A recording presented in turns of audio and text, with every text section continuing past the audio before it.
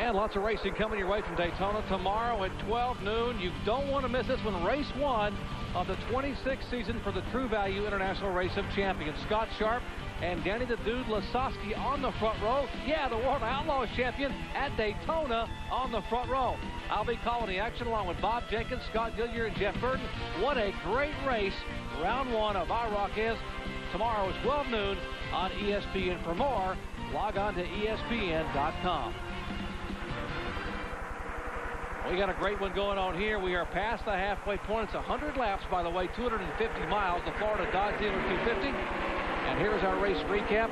Our leader, Jason Leffler, making only his second ever NASCAR Craftsman Truck Series start, has led 3 of 53 laps. There have been 14 lead changes, 3 caution flags total for 11 laps.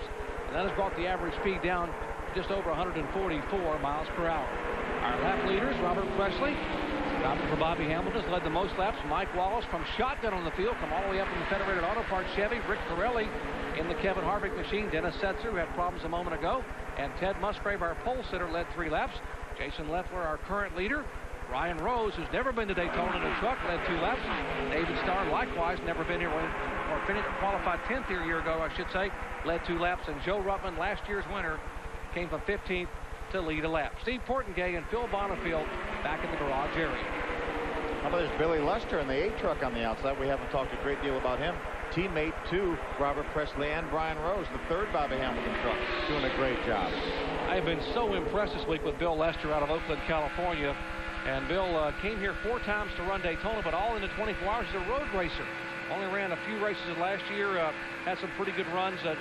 Got a chance to drive Bobby Hamilton's car. And Bill Lester is a quality individual and a very smart race car driver. Listen, he's got a BS in computer science and electrical engineering from Berkeley. He was an R&D project manager at Hewlett-Packard and decided to quit that and go racing full-time. Well, I don't blame him. I would go racing full-time, too. But he is a sharp guy, very well-spoken, just a great addition to this series. You could hear him while we were watching from his onboard. You could hear him pedaling the throttle. These trucks get such a run, as we've been talking about. He's having to lift off the throttle to keep him running into the truck in front of him.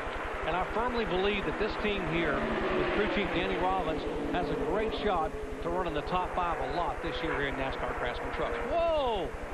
Right in the middle is Travis Quapple. He gets caught between the 18 and the 24. Travis has been doing a good job today in the Chevrolet. It looks like Rick Pirelli's carrying the banner for him. He's been running up front all day. He's doing a really good job right now. But just watching that Terry Cook truck seems to really handle. Boy, it does. And now last year in this race, fuel became a real concern because some people had to pit with like 10 to go. As you watch this side-by-side action down the back straightaway, let's check in and see what Amy has found out about the fuel strategy here. Amy? Well, we've been talking with some of the Dodge teams down here, specifically the 18 and the 4, Bobby Hamilton Racing. Now, the 2 of them are trying to team up with the 2 of Jason Leffler. Jason's coming down. We may see the 18 and the 4 follow, so the 3 can indeed draft together during these green flag stops. As, oh, somebody just now slid onto pit lane in front of him. That was Jason. There is a pit lane speed here, and they need to slow down. The 4 did come with them, but the 18 of Presley stayed out. Brian Rose will now come down and take 4 tires. The youngster doing very good so far in his first ever Daytona 250 with owner Bobby Hamilton is his spotter for him right now. They go around, they take their right side, smooth stop for left. What's Jason Leffler doing, Ray?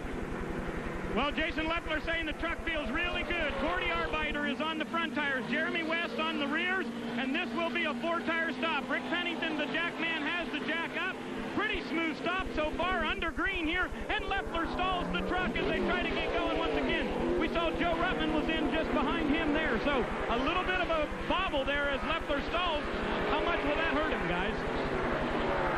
Well, big time, Ray, because these trucks are so hard to get up to speed, even though they have 700, probably now a little bit over 600 horsepower, but it still takes a while to get up to speed. So if you lose 3 or 4 seconds with stalling the truck, that equates to 3 or 4 football field lengths on the racetrack.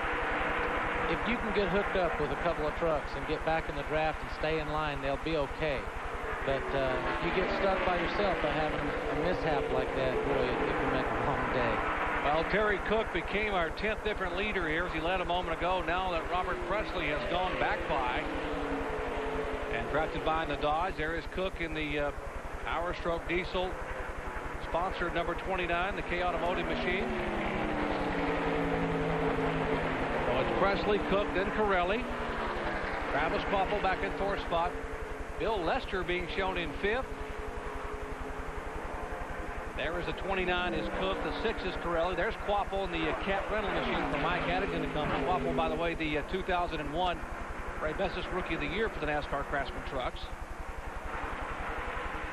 Had a great season last year. Won a race in October at Texas. Had 3 second-place finishes, I think, and a tremendous amount of top 5s and 10s. But this is a great team. Rick Wren has been with his team for 3 or 4 years. Just a terrific team. With Andy Houston started out with his team and moved on to the Winston Cup Series. Now he's going to run the Busch Series this year. He's had so many good things have happened to him since he came on the NASCAR competition in the NASCAR Craftsman Truck Series. You mentioned Mike Addington, Rick Wren.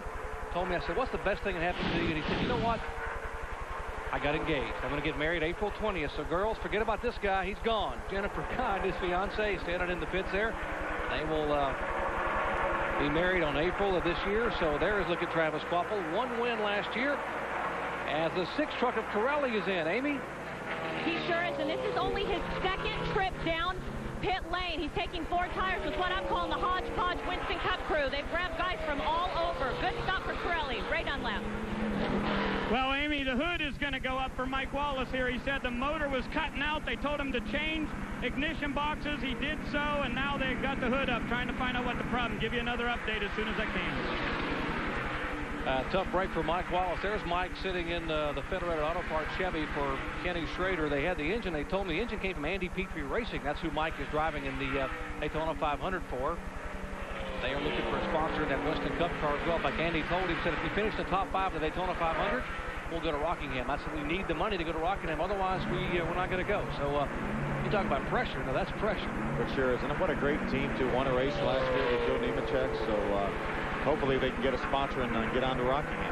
I would love to see him run full time in Cup and maybe have Mike come back and run some more with us in the NASCAR Craftsman Truck Series.